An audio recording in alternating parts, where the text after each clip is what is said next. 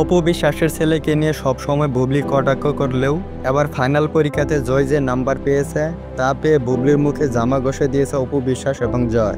এরই বিস্তারিত জানবো আজকের এই ভিডিওতে। পাঠাতাম, ভিডিও কল দিত, সো মাকে প্রত্যেকটা মুহূর্তে মিস করি।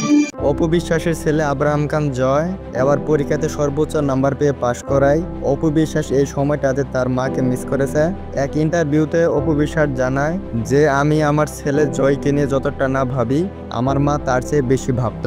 এদিকে অপু বিশ্বাস যে তার স্বামী শাকিব খান এবং ছেলে জয়কে নিয়ে সুখে থাকবে তার তো কোনো উপায় নেই, তাদের পিছনে লেগে বসে আছে বুবলি নামক অশান্তি যখন থেকে অপু বিশ্বাসের জীবনে ভর করেছে তখন থেকে অপু বিশ্বাসের সকল সুখ শান্তি যেন তার জীবন থেকে পালিয়ে গেছে।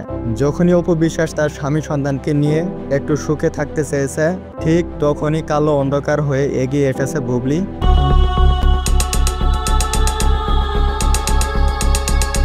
অপু বিশ্বাস সব ইন্টারভিউ দেওয়ার সময় বলেছে যে আমার ছেলে জয় যেমন আমার এবং শাকিব খানের ছেলে ঠিক একইভাবে বীর শাকিবের ছেলে, তাকে আমিও অনেক ভালোবাসি। কিন্তু বুবলিকে যখন জয় সম্বন্ধে জিজ্ঞেস করা হয় তখন সে কখনোই পজিটিভ কোনো কিছু বলে না।